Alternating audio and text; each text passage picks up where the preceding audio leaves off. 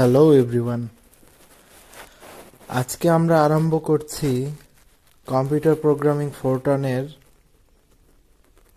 একটা প্লেলিস্ট।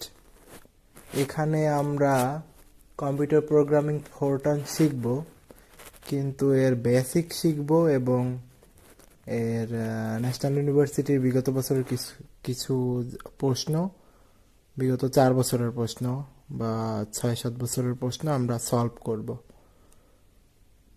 এবং পরবর্তী অন্য আমরা যে এই এই প্লেলিস্টটা তৈরি হওয়ার পরে অন্য প্লেলিস্টে আমরা একেবারে অধ্যায়ভিত্তিকভাবে ফোরট্রান প্রোগ্রামিং আমরা শিখব। তো এখানে প্রথমে আমরা কম্পিউটার প্রোগ্রামিং ফোরট্রানের যে অতি সংক্ষিপ্ত প্রশ্ন আছে তার আম, তার ইম্পর্টেন্ট কিছু প্রত্যেক অধ্যায়ভিত্তিক যে ব্রিফগুলো আছে ওইগুলো আমরা একটু দেখব প্রথমে। তো শুরু করা যাক। তো প্রথমে আছে, প্রথম অধ্যায় হলো ইন্ট্রোডাকশন টু কম্পিউটার হলো একটি আধুনিক ইলেকট্রনিক যন্ত্র যা ইনপুট ডিভাইস হতে তথ্য গ্রহণ করে এবং গাণিতিক যৌক্তিকভাবে প্রসেসিং ও সংরক্ষণ করে। ব্যবহারকারীর চাহিদা অনুযায়ী আউটপুট ডিভাইসে ফলাফল প্রকাশ করে আউটপুট ডিভাইসে। তো এখানে এটা বেসিক্যালি মুখস্থই করতে হবে, এখানে বোঝার কিছু নেই। তো দ্বিতীয় প্রশ্নটা হলো, এখানে আমি ব্রিফগুলো এখানে আমি এভাবে লিখেছি কেন, যে এভাবে 2 পাতার মধ্যে লিখেছি কেন প্রতি প্রশ্নগুলো, মানে সব প্রশ্নগুলো এখানে লিখেছি কারণ আমার একটি বদভ্যাস আছে। বদভ্যাস বলবো না কি বলবো, বদভ্যাস না, একটি টেকনিক বলা যেতে পারে, যে আমি কোনো কিছু আয়ত্ত করার জন্য বা মুখস্থ করার জন্য যত অল্প জায়গায় ওই জিনিসটা আনা যায় ওই জিনিসটা আনি, তারপর এনে ওইটাকে একবারে এক নজরে দেখার চেষ্টা করি, মানে একবারে দেখে যাওয়ার, চোখ বুলিয়ে যাওয়ার চেষ্টা করি। এতে আমার মনে থাকে বেশি। আপনারাও এই চেষ্টাটা করবেন, দেখবেন এটা মনে রাখতে সাহায্য করে। কোনটার পরে কোনটা, কোনটার পরে কোনটা, এভাবে করেও অনেকটাই মনে থাকে। তখন আমরা যেখানে ছিলাম কম্পিউটারটা দেখেছি, কম্পিউটারের সংজ্ঞাটা এখানে আমি সব সংক্ষেপে লিখেছি, কারণ সংক্ষেপে না লিখলে এত অল্প অংশের মধ্যে রাখা যায় না। আর কাকে বলে ওগুলো তো কি লিখবো, ওগুলো তো দেখলেই বোঝা যায়। এখানে শুধু কিওয়ার্ডটা লিখে তারপরে ওই কাকে বলে টাকে বলে বাদ দিয়ে সংজ্ঞাগুলো লেখা হয়েছে বা তথ্যগুলো দেওয়া হয়েছে, যেগুলো আমাদের মনে রাখতেই হবে। তো দ্বিতীয়টা হলো গঠনগত দিক দিয়ে কম্পিউটার কত প্রকার। গঠনগত দিক দিয়ে কম্পিউটার 3 প্রকার: ডিজিটাল, অ্যানালগ, হাইব্রিড।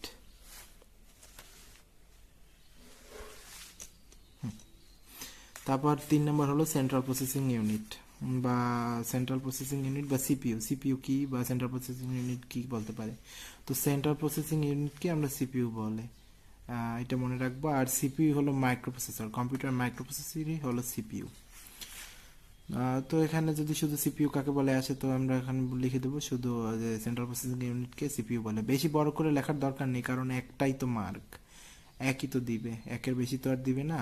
তো বেশি বড় করে লেখার কোনো দরকার নেই। বেশি বড় করে লিখলে হয়তো ভুল হয়, ভুল হওয়ার পরে তারপর কিন্তু নাম্বার দেয় না, শূন্য দেয় স্যারেরা।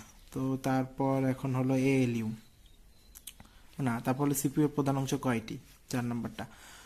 সিপিইউর প্রধান অংশ হলো 3টি: control unit, arithmetic logic unit এবং মেমোরি ইউনিট। হ্যাঁ, এটা মনে রাখতে হবে, control unit, arithmetic unit, memory unit. ALU কি? এএলইউ যে এখানে অ্যারিথমেটিক লজিক ইউনিট, এএলইউ বা অ্যারিথমেটিক লজিক ইউনিট কি?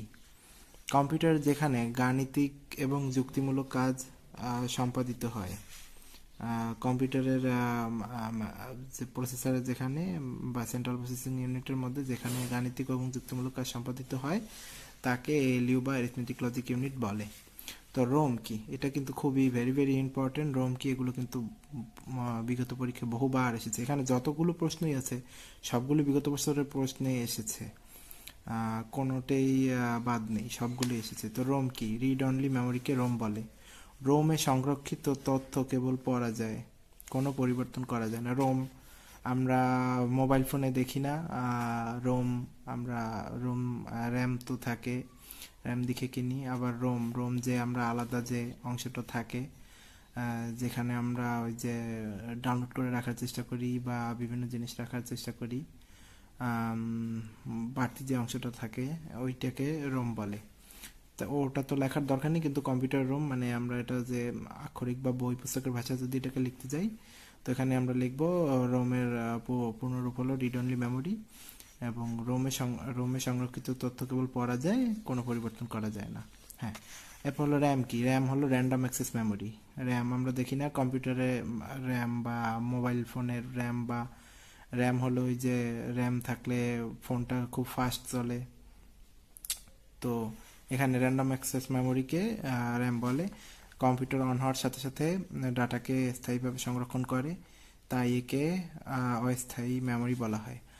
আমরা যে কম্পিউটারে যে অ্যাপগুলো যে রাখি বা করি, অ্যাপ আমরা রোমেও রাখতে পারি, কিন্তু যাই হোক অ্যাপগুলো যেভাবে কাজ করে, ওগুলো যে বিল্ডিং যেগুলো থাকে ওইগুলো কিন্তু র্যামের মধ্যেই থাকে। তো যাই হোক, তারপরে আমরা হার্ডওয়্যার। হার্ডওয়্যার কি, কম্পিউটারের হার্ডওয়্যার, কম্পিউটারের সাথে সংযুক্ত সকল যন্ত্রগুলোকে হার্ডওয়্যার বলে। তো কম্পিউটারের সাথে সংযুক্ত যে যে ডিভাইসগুলো থাকে, ধরো মাউস থাকে, কিবোর্ড থাকে, প্রিন্টার থাকে, ওগুলো সবগুলো হলো হার্ডওয়্যার। বা কম্পিউটারের মধ্যে সিপিইউর মধ্যে যে থাকে মাদারবোর্ড, তারপর অনেক সময় হার্ড ডিস্ক থাকে, তারপর কি, এগুলো সবগুলোকে হার্ডওয়্যার বলে। তো সফটওয়্যার কি, সফটওয়্যার হলো কম্পিউটার কাজ করার জন্য কম্পিউটারকে নির্দেশ প্রদান করতে হয়। যে কোনো কর্ম সম্পাদনের জন্য কতগুলো নির্দেশনার সমষ্টিকে সফটওয়্যার বলে। যে কোনো কর্ম সম্পাদনের জন্য কতগুলো নির্দেশনার সমষ্টিকে সফটওয়্যার বলে। কম্পিউটার সফটওয়্যার তো চিনি, অ্যাপগুলো কি সফটওয়্যার বলা হয়। তো এই তো আমরা জানি যে এগুলো হলো সফটওয়্যার, হলো কোনো কাজ করার জন্য কম্পিউটারকে নির্দেশ প্রদান করে। যে কোনো কর্ম সম্পাদনের জন্য কতগুলো নির্দেশনার সমষ্টি হলো সফটওয়্যার। তো ডস কি, ডস ডস ডস বা এমএস ডস বলতে কি বোঝা যায়? মাইক্রোসফট ডিস্ক অপারেটিং সিস্টেমকে বোঝায় ডস বলতে। ডস বা এমএস ডস বলতে মাইক্রোসফট ডিস্ক অপারেটিং সিস্টেমকে বোঝায়, যা আইবিএম ও আইবিএম সাপোর্টকৃত পিসি এর অপারেটিং সিস্টেম। পিসি মানে পার্সোনাল কম্পিউটারের অপারেটিং সিস্টেম। আইবিএম অনেক আগে ইউজ হতো, 70-এর দশকে বা 90-80-এর দশকের কম্পিউটারগুলো আইবিএম সাপোর্টকৃত ছিল। এখন যে মাইক্রোসফট উইন্ডোজ যেগুলো আছে ওই রকম আগে ছিল আইবিএম সাপোর্টকৃতর জন্য এই যে মাইক্রোসফট ডিস্ক অপারেটিং সিস্টেম ওই সময় ইউজ হতো। এই এমএস ডস। তারপর ইন্টারনেট কি, ইন্টারনেট হলো বিশ্বব্যাপী ছড়িয়ে থাকা কম্পিউটারগুলোর মধ্যে আন্তঃযোগাযোগ ব্যবস্থা। হ্যাঁ, ইন্টারনেট বলতে আমরা বুঝবো যে বিশ্বব্যাপী যে প্রত্যেক কম্পিউটারগুলো আছে, যেমন আমাদের এই যে মোবাইল ফোন আছে বা ল্যাপটপ বা পিসি আছে, এই সবগুলোই তো এখন কম্পিউটার। তো এই কম্পিউটারগুলোর মধ্যে আন্তঃযোগাযোগ ব্যবস্থার মধ্যে একটা থেকে আরেকটার সাথে আমরা যেভাবে কানেক্টেড থাকি, তো সেভাবে প্রত্যেক কম্পিউটারগুলোর মধ্যে যে আমরা ইন্টারনেটের মাধ্যমে থাকি, একটা মোবাইলের সাথে বা অন্য মোবাইলের কানেকশন, তো এটাকে এরকম বিশ্বব্যাপী ছড়িয়ে থাকা সব কম্পিউটারগুলোর মধ্যে আন্তঃযোগাযোগ ব্যবস্থা। তো ইলেকট্রনিক মেইল বা ইমেল কাকে বলে? ইলেকট্রনিক মেইল বা ইমেল হচ্ছে এক ধরনের উন্নত ও দ্রুত ডাক ব্যবস্থা। ইমেল তো ইলেকট্রনিক মেইল বা ইমেল হচ্ছে দ্রুত ডাক যোগাযোগ ব্যবস্থা। যাই হোক, দ্রুত ও এক ধরনের উন্নত ও দ্রুত ডাক ব্যবস্থা। VoIP, voice over internet protocol. Voice over internet protocol হচ্ছে এমন একটি প্রযুক্তি যার মাধ্যমে ইন্টারনেটের সাহায্যে কথাবার্তা বলা যায়, যেমন ভিডিও কলিং। তো VoIP, voice over internet protocol, হচ্ছে এমন একটি প্রযুক্তি যার মাধ্যমে ইন্টারনেটের সাহায্যে কথাবার্তা বলা যায়। তো বিট, বিট কাকে বলে? বিট ও বাইট একসাথে ছিল, তবে আলাদা আলাদা করে লেখা হয়েছে যাতে বোঝার জন্য। বিট হচ্ছে এক ধরনের বিট হচ্ছে কম্পিউটার ব্যবহৃত এবং সংরক্ষিত সব তথ্যের ক্ষুদ্রতম একক। 0, 1, 2টির প্রত্যেকটিকে বিট বলে। বাইট কি? এই যে বিট আছে, এই 8 বিটে 1 বাইট হয়। তো মেশিন ল্যাঙ্গুয়েজ কি? কম্পিউটার যে ভাষা কম্পিউটার যে ভাষা বুঝতে পারে তাকে মেশিন ল্যাঙ্গুয়েজ বলে। অ্যাসেম্বলি ল্যাঙ্গুয়েজ কতগুলো বিটের সমষ্টিকে ইংরেজি বর্ণের সাহায্যে বিশেষ কোড প্রকাশ করে, বিশেষ কোড প্রকাশ করে কম্পিউটারকে বোঝায়। কতগুলো বিটের সমষ্টিকে ইংরেজি বর্ণের সাহায্যে বিশেষ কোড প্রকাশ করে কম্পিউটারকে বোঝায়। এই কোডগুলোকে অ্যাসেম্বলি কোড বা অ্যাসেম্বলি ল্যাঙ্গুয়েজ বলে। আমরা যেরকম এইচএসসিতে যে আমরা দেখেছি আইসিটিতে যে হেক্সাডেসিমাল কোড ছিল, তো ওখানে আমরা দেখেছি যে 9-এর পরে 10 আমরা এ দিয়ে প্রকাশ করতাম, 11 আমরা বি দিয়ে প্রকাশ করতাম। ঠিক এইভাবেও এখানে অ্যাসেম্বলি ল্যাঙ্গুয়েজেও এইভাবে বোঝানো হয়েছে যে কতগুলো বিটের সমষ্টিকে আমরা যদি একটা এরকম ইংরেজি কোনো লেটারের সাহায্যে প্রকাশ করি, তাহলে ওটার সাহায্যে যে কোড প্রকাশ করে তা যদি আমরা কম্পিউটারকে কোনো কোডকে বুঝাই, তবে কোডগুলিকে অ্যাসেম্বলি কোড বলা হয়। তো হাই লেভেল ল্যাঙ্গুয়েজ এর পরবর্তীতে। হাই লেভেল ল্যাঙ্গুয়েজ হলো উচ্চতর প্রোগ্রামের জন্য সর্বজনবদ্ধ বাক্য বর্ণ সংখ্যা ব্যবহার করে প্রোগ্রাম রচনা করা হয়, তাকে হাই লেভেল ল্যাঙ্গুয়েজ বলে। লো লেভেল ল্যাঙ্গুয়েজ কি? মেশিন ল্যাঙ্গুয়েজ এবং অ্যাসেম্বলি ল্যাঙ্গুয়েজকে একত্রে লো লেভেল ল্যাঙ্গুয়েজ বলে। কম্পাইলার কি? কম্পাইলার হচ্ছে এক ধরনের বিশেষ প্রোগ্রাম যার সাহায্যে উচ্চস্তরের ভাষাকে নিম্ন স্তরের ভাষায় রূপান্তর করা হয়। এই যে ফোরট্রান তো একটা হাই লেভেল ল্যাঙ্গুয়েজ, এই ফোরট্রানকে যদি আমরা মেশিন ভাষায় বা অ্যাসেম্বলি ভাষায় যদি রূপান্তর করতে হয়, তাহলে আমরা কম্পাইলারের সাহায্য নেব। তো সেটাই এখানে বোঝানো হচ্ছে। সুডোকোডটা বলতে কি বোঝায়? সুডোকোড বলতে প্রোগ্রামের ধরন এবং কার্যপ্রণালী সংবলিত কিছু স্টেটমেন্টের সমাহারকে সুডোকোড বলে। তো এরপরে হলো chapter 2 basic elements of Fortran. তো ফোরট্রান 4 আইভি মানে 4 এবং ফোরট্রান 77 বলতে কি বোঝো? ফোরট্রান আইভি বলতে বোঝানো হয়, ফোরট্রান আইভি হলো সর্বাপেক্ষা পুরাতন হাই লেভেল ল্যাঙ্গুয়েজ হলো ফোরট্রান, যা হলো 1954 থেকে 57 এর মধ্যে আবিষ্কৃত হয়, যা ফোরট্রান, এবং এর উন্নয়নে 1962 সালে ফোরট্রান 4 আবিষ্কৃত হয়। এই হলো ফোরট্রান 4। তো ফোরট্রান 77 কি? 1978 সালে আনসি এর পূর্ণরূপ হলো আমেরিকান ন্যাশনাল স্ট্যান্ডার্ডস ইনস্টিটিউট কর্তৃক অবমুক্ত ফোরট্রান নতুন ভার্সন। 1978 সালে ফোরট্রানের এই 77 আবিষ্কার করছে আনসি। তো এটা মনে রাখলেই হবে। তো ফোরট্রান ধ্রুবক কত প্রকার? ফোরট্রান ধ্রুবক হলো 3 প্রকার: নিউমেরিক, ক্যারেক্টার আর হলো লজিক্যাল। নিউমেরিক হলো 0 থেকে 9 যে সংখ্যাগুলো, এগুলো হলো নিউমেরিক। ক্যারেক্টার হলো A থেকে Z। আর লজিক্যাল হলো বিভিন্ন ক্যারেক্টার, যে নট, অর, অ্যান্ড, এগুলো হলো লজিক্যাল ধ্রুবক। তো এরপর ধ্রুবক কি? ধ্রুবক বা কনস্ট্যান্ট কি? তো আমরা ম্যাথামেটিক্যালি তো ধ্রুবকের অনেক সংজ্ঞা দেখেছি, ধ্রুবকের বিভিন্ন রকম। এখানেও ঠিক সেই রকমই, কিন্তু এখানে কম্পিউটার প্রোগ্রামিংকে ইনভলভ করা হয়েছে। ফোরট্রান প্রোগ্রাম নির্বাহ করার সময় যেসব রাশির মান পরিবর্তন হয় না, মানে আমরা তো জানি যে সকল রাশির মান পরিবর্তন হয় না, তো সেগুলোই তো আমরা অঙ্কের মধ্যে তো আমরা সেগুলোই জানি যে কনস্ট্যান্ট বা ধ্রুবক। তো এখানে ফোরট্রান প্রোগ্রাম নির্ভর করার সময় যেসব রাশির মান পরিবর্তন হবে না, তাকে ধ্রুবক বলে। তো এখানে এবার পরবর্তী প্রশ্ন হলো ফোরট্রানের ভাষায় ক্যারেজ কন্ট্রোল কি? ক্যারেজ কন্ট্রোল হলো ফোরট্রানের ডাটা প্রিন্ট করার সময় প্রথম কলম বাদ যায়, একে ক্যারেজ কন্ট্রোল বলে। চলক বা ভেরিয়েবল কি? কম্পিউটারে যে স্মৃতিস্থানের নাম পরিবর্তনযোগ্য তাকে চলক বলে। ওই ঠিকই আমরা যে সবসময় যে চলকের বা ভেরিয়েবলের যে সংজ্ঞা জানি, যে চলক পরিবর্তন হয় সবসময়, তো এখানে কম্পিউটারকে ইনভলভ করে লিখতে হবে যে কম্পিউটারের যে স্মৃতিস্থানের নাম পরিবর্তনযোগ্য তাকে চলক বলে। তো লজিক্যাল কনস্ট্যান্ট বা যৌক্তিক ধ্রুবক কাকে বলে? ওই যে আমরা ধ্রুবকের মধ্যে পেয়েছিলাম যে নিউমেরিক, ক্যারেক্টার আর লজিক্যাল, তো এখানে আছে যে লজিক্যাল কনস্ট্যান্ট বা যৌক্তিক ধ্রুবক কাকে বলে? যে সকল ফোরট্রান ধ্রুবক ট্রু ও ফলস দুটি মানের মধ্যে যে কোনো একটি মান সংরক্ষণ করতে সক্ষম, তাকে যৌক্তিক ধ্রুবক বা লজিক্যাল কনস্ট্যান্ট বলে। তো লজিক্যাল অপারেটরের পরে লজিক্যাল অপারেটর হলো যৌক্তিক কাজ সম্পন্ন করার জন্য যে অপারেটর ব্যবহার করা হয় তাদেরকে লজিক্যাল অপারেটর বলে। এগুলো হলো অ্যান্ড, এই চিহ্নটা হলো অ্যান্ড, এই হলো অর, এই হলো নট, এই হলো ইকুইভ্যালেন্ট, আর এই হলো নট ইকুইভ্যালেন্ট চিহ্ন। ডট নেকিউভি। তো অ্যারে, অ্যারে চলক, এটা অনেকে আড়াই পড়ে, আমি নিজেও ভুল পড়েছি অনেক দিন। এটার উচ্চারণ হবে অ্যারে, অ্যারে চলক। কতগুলি নির্দিষ্ট সংখ্যক একজাতীয় ডাটা সংরক্ষণের জন্য ব্যবহৃত একটি মাত্র চলককে অ্যারে চলক বলে? কতগুলি নির্দিষ্ট সংখ্যার ডাটা, এরকম ফোরট্রানের মধ্যে প্রোগ্রামিং করার সময় দেখবে যে অনেকগুলো ডাটা, মানে ধরো 1 থেকে 500 পর্যন্ত একজাতীয় ডাটা দেওয়া আছে, এখন আমরা একে একটা ভেরিয়েবল দিয়ে প্রকাশ করব। তো ওই একটা ভেরিয়েবল দিয়ে আমরা যখন প্রকাশ করব, তো তাকে আমরা অ্যারে চলক বলবো।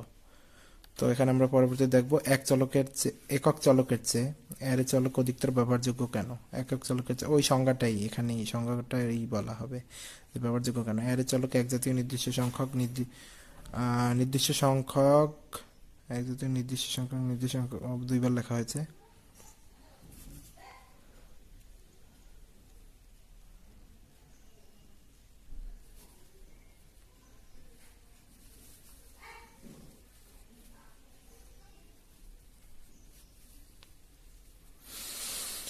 হ্যাঁ, নির্দিষ্ট সংখ্যার ডাটা সংরক্ষণ করা যায়।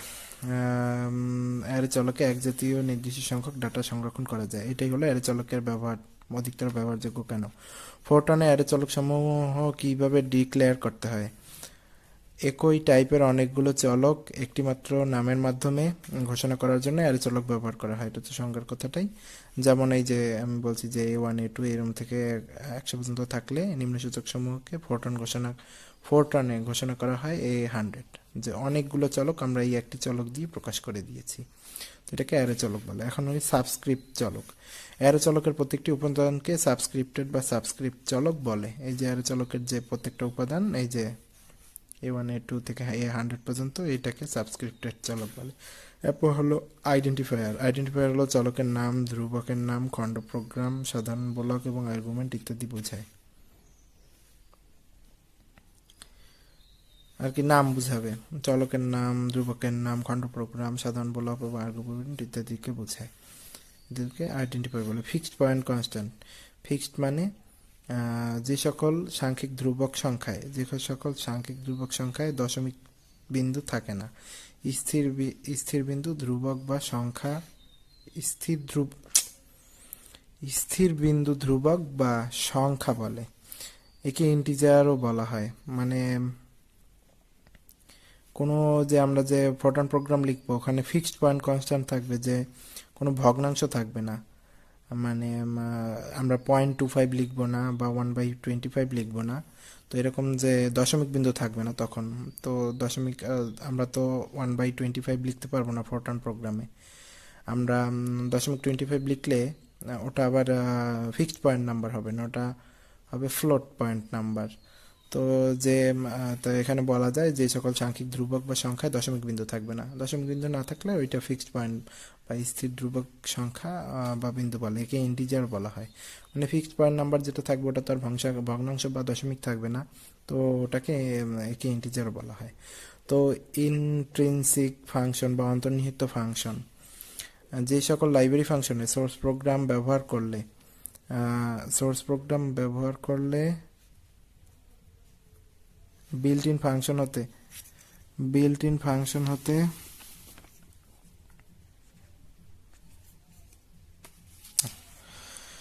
যে সকল লাইব্রেরি প্রোগ্রামে সোর্স প্রোগ্রাম ব্যবহার করলে বিল্ট ইন ফাংশন হতে কোনো ক্যালকুলেশনের দরকার হয় না, ওই লাইব্রেরি ফাংশনকে ইন্ট্রিনসিক বা অন্তর্নিহিত ফাংশন বলে। প্যারামিটার স্টেটমেন্ট, ফোরট্রান প্রোগ্রামে যে স্টেটমেন্ট দ্বারা ধ্রুবক চলকের নাম দেয়, আমরা যে ধ্রুবক চলকের নাম দিব, তো ওইটাকে আমরা প্যারামিটার স্টেটমেন্ট বলবো। তারপর নন এক্সিকিউটেবল স্টেটমেন্ট, ফোরট্রান প্রোগ্রামে কিছু স্টেটমেন্ট দ্বারা কম্পাইলারকে শুধুমাত্র কতগুলো তথ্য দেওয়া হয়, ওই স্টেটমেন্টকে নন এক্সিকিউটেবল স্টেটমেন্ট বলে। তারপর আছে অ্যাসাইনমেন্ট স্টেটমেন্ট, যে স্টেটমেন্ট এক্সপ্রেশনের মান নির্ণয় করে প্রদত্ত মান অ্যারে চলকে জমা করে তাকে অ্যাসাইনমেন্ট স্টেটমেন্ট বলে। তারপর স্টপ স্টেটমেন্ট একেবারে ফোরট্রান প্রোগ্রামে সবার শেষে থাকবে, না এন্ডের আগে থাকবে, সবার শেষে তো এন্ড থাকবে। তো স্টপ স্টেটমেন্ট মানে ওই প্রোগ্রাম যেটা দেওয়া থাকবে, প্রোগ্রামিংয়ের সময় এক পর্যায়ে থামতে হলে, তো আমরা সোর্স প্রোগ্রামে যে স্টেটমেন্ট ব্যবহার করি তাকে স্টপ স্টেটমেন্ট বলে।